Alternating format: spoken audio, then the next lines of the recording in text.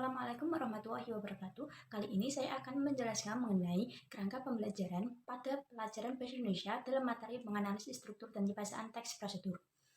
Di dalam menganalisis struktur dan kebahasaan teks prosedur, kita memerlukan 2 kali pertemuan, yaitu 4 kali 40 menit.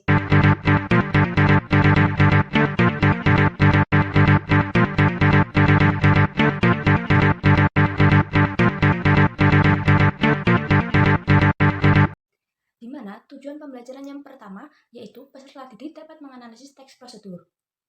Yang kedua, peserta didik dapat menelaah permasalahan aktual teks prosedur. Dalam media pembelajaran, saya lebih memilih menggunakan lembar kerja siswa LCD Proyektor. Di dalam LCD Proyektor, saya menerapkan metode langsung. Selain itu, dalam alat atau bahan, saya lebih menggunakan kertas HVS, papan tulis, buku tulis, laptop, dan notebook. Lalu untuk sumber belajar, saya lebih memilih surat kabar, internet, dan televisi.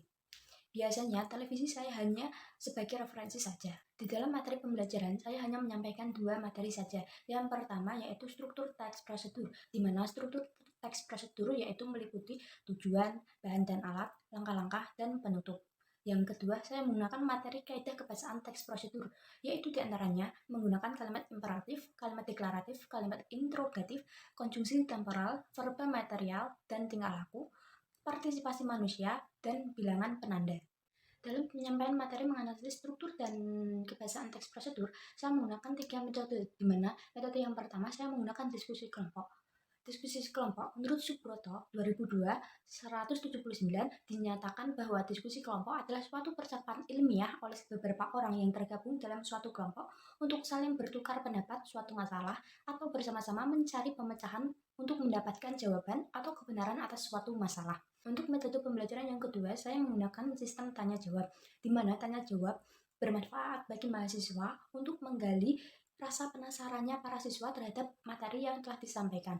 Yang ketiga yaitu saya menggunakan sistem penugasan. Di dalam sistem penugasan, siswa ditargetkan untuk bisa menganalisis teks prosedur sesuai dengan struktur dan kaidah kebahasaan teks prosedur dan mampu menelaah permasalahan aktual teks prosedur dengan memperhatikan struktur dan kaidah kebahasaan teks prosedur. Langkah-langkah pembelajaran, di mana langkah-langkah pembelajaran terdapat 3 kegiatan. Penilaian hasil pembelajaran. Di dalam penilaian hasil pembelajaran terdapat 2 aspek. Aspek yang pertama yaitu penilaian pengetahuan, di mana berupa teks tertulis, uraian sesuai materi teks prosedur dengan tujuan agar mengetahui sejauh mana teori yang dipahami oleh peserta didik.